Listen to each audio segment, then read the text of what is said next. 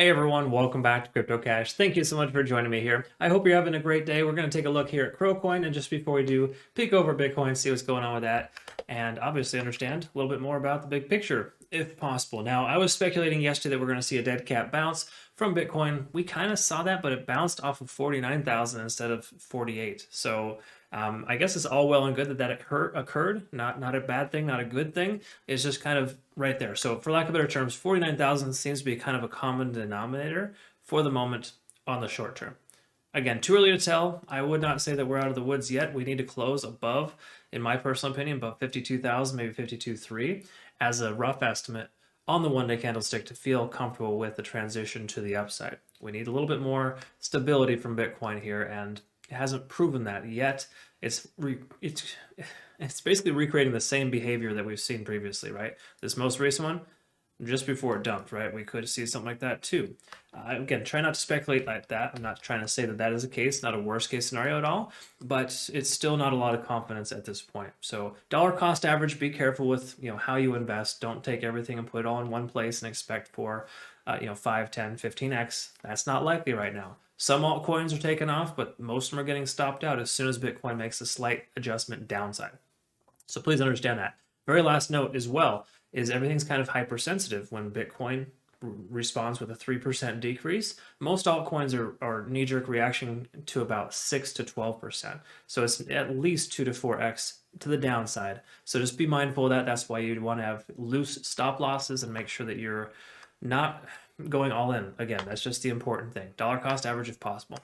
I know it's easier said than done because a lot of people put all their money in just before the drop, or as soon as the price dropped in, they put everything else they had left. If you can put more money in the market and lower your dollar cost average, lower your average position, you're in really good shape. All right, KuCoin, let's take a look here. Before we do too, also, if you're new to the channel, not a financial advisor, I just love teaching people how to trade. So welcome, of course. And just note that I hope you learned something here today. If not, that's okay too. I do have a trading community. Link in the description below for that. We're transitioning from Patreon over to a actual website, creating that web address here, as we speak, and we should have it up and running. Going to have a lot better member benefits. It's going to be a really cool experience. So be sure to check that out. I'll let you know, obviously, when that occurs and that rolls out. But before then, let's go ahead and see what we can do to help you, of course, here with Crow. Now, looking at the 4-hour chart, we want to look at the one-day chart first, and we'll work our way down, right? So let's just go ahead and look at the big picture first. As we can see, same behavior to Bitcoin, right? It's almost falling up to a T here recently. And I'll explain what I mean by that on a shorter time frame, but for the most part, we can pretty much just expect Crow to do what Bitcoin's doing for the moment until Bitcoin has a little bit more stability. This happens with every single sell-off we've seen from Bitcoin in the past because, of course, KuCoin is synonymous with Bitcoin at the moment, so in turn we're going to see that happen. Okay, just bear that in mind. Try to keep an open mind there and understand that whatever Bitcoin's doing, KuCoin's going to do for the most part until we get more stability. And every time there's a sell-off, it takes at least a week or two for some coins to kind of just break free and do their own. Some respond quickly, like we saw Mana and a couple of others that had that initial increase. I think Matic is also doing very well.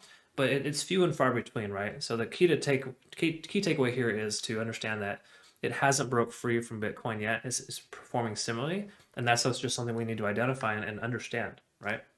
It's not bad or good. It just kind of is what it is for the moment. I do think Pro will break free from Bitcoin eventually, but for right now, it's very synonymous. And take a look here at the the RSI. We're looking at 50 on the RSI. That's not bad. That's basically holding above support at 58 cents. So I can confirm confidently that 58 cents is a strong support level. Previous high, current support. Previous all-time highs have a tendency of being very strong support levels. So I think we're still in good shape there. It's moving within the channel here of 58 to 60 cents, or sorry, 66 cents, as I kind of expected yesterday. That's what I mentioned would happen. And it has, and the only reason why is just because it's following Bitcoin, right? That's what Bitcoin was planning to do. So KuCoin's doing the same. In fact, take a look at this here. Look at the similarities.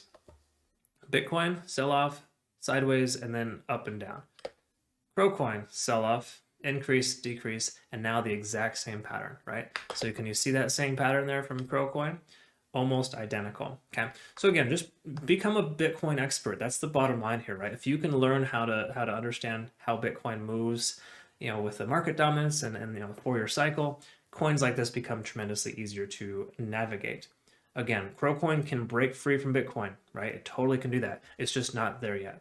right? And the reason why is because it ramped up way too fast, way too quick, and it had to consolidate. Once it started consolidating, it aligned itself, and that's not a bad thing, but most coins that are overextended right now are very similar to Bitcoin behavior, just based on the fact that, it's like the first thing that the whales are going to sell when Bitcoin goes awry, right? It's like they're trying to take profits on every possible area. Like, why wouldn't they? And KuCoin is one of those areas where it's a very profitable coin for them in the recent past. They still have plenty of profit to take if they need to. So just be mindful of that. All right, hopefully, sorry, I'm going off on that one topic. I just like to make sure you're prepared and you understand, kind of the why behind things, because ultimately, technical analysis is one thing, but there's a mindset that goes into it as well it's another. But good news is, take a look at this here. We're kind of getting this little squeeze here where the 200 and the 50 are slowly going to intersect soon. Oftentimes this results in it's referred to as a death cross. I don't love that term, but that usually will push the price action down, not up. That's the traditional way in which it goes. I'd pay more attention to Bitcoin right now and how that's going, because that's the main catalyst here. I don't think a death cross, quote unquote, will really affect KuCoin all that much. They don't always come to fruition. And since Bitcoin's calling the shots here, we want to look at Bitcoin on that regard, right? And there's no death cross looming here whatsoever for Bitcoin, so we're perfectly fine there, right? But just note that is something that's kind of possibly push the price action down closer to 58 cents. If so, just a better buying opportunity. I don't speculate we will lose 58 cents as a support unless Bitcoin sells off today or tomorrow or this weekend or any time in the near future, right? That's what's going on, and that's just the reality of it. Let's take a quick look at the Ichimoku cloud, though, and see if we have a potential buy signal. We do not. The lagging spans within the price action, that is a no-go. We do not want to take entry there.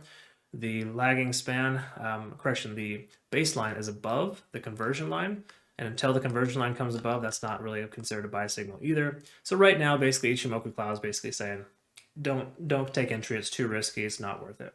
Because the cloud is fantastic for making sure that you understand, when the price is moving in the direction you want to head, right? Albeit short or long, whatever position you're taking, it'll always give you the signals to let you know that that the momentum has shifted officially. Right now, we're in that indecision, that state of, transition from possibly a long position to a short position. So it's basically saying, don't take entry. All right. Last but not least, TD sequential, we're going to see a bunch of resets here. That's what happens when you get a state of consolidation. But just know we had a 9 plus 12 hours of overtime. So ultimately, KuCoin, we shouldn't expect it to go up much higher at this point in time. Obviously, if and when it breaks free from Bitcoin, we get more stability from Bitcoin, we will see that happen. For right now, sideways action is perfectly fine. We like to see this consolidation between 58 and 66 because that gives us a stronger foundation to build on later when the price were to increase. It'll reaffirm itself as a support level based on the amount of volume. And that's an important metric. Speaking of volume, let's just go ahead and take a quick look at volume profile. What we want to look at ultimately is kind of ever since Fibonacci retracement was started. So let's go ahead and go with the most recent. How many days is this? This is roughly about 2 weeks worth of trading. So in the last 2 weeks of trading, we saw the most amount of volume accumulation at about 69 cents. Okay, so that kind of reaffirms this as a resistance channel. So just bear in mind, that this little area here between 66 and 72 is going to pose, I wouldn't say a problem, but it's going to hold the price action below that. So we're going to need some kind of strong catalyst to get the price through there, or just consistency from Bitcoin in order to kind of trend through there.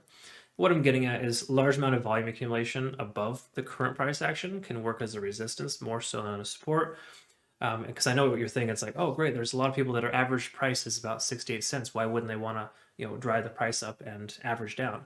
Well, the whales don't always think the same, right? That's commonly referred to as a resistance channel. And in this case here, we want to respect that and understand that the price will probably stay below 66 cents for some time in order to, get enough volume accumulation. Once the volume starts to increase in this area here, then we'll be in much better shape to drive the price action higher.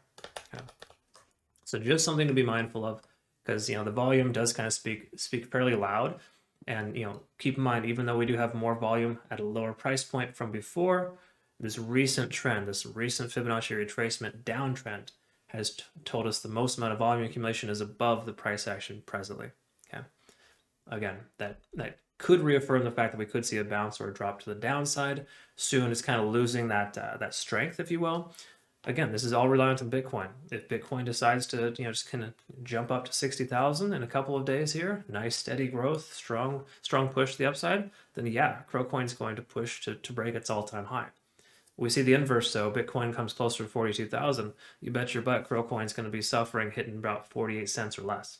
There's no doubt about it. So just, again, be mindful of that. I hope you understand what I'm referring to here and that makes sense. And yeah, we'll look forward to seeing what happens again tomorrow. So all good things here for KuCoin. I personally don't see we're going to, anything lower than 58 is unlikely, pending Bitcoin doesn't lose its major support level right around, what, 47, 48,000. So bear that in mind. All right, well, I hope you all have a good rest of your day. Thanks again for your time. If you're not currently a patron, consider joining. Look forward to seeing you soon. Have a great rest of your day. Thank you.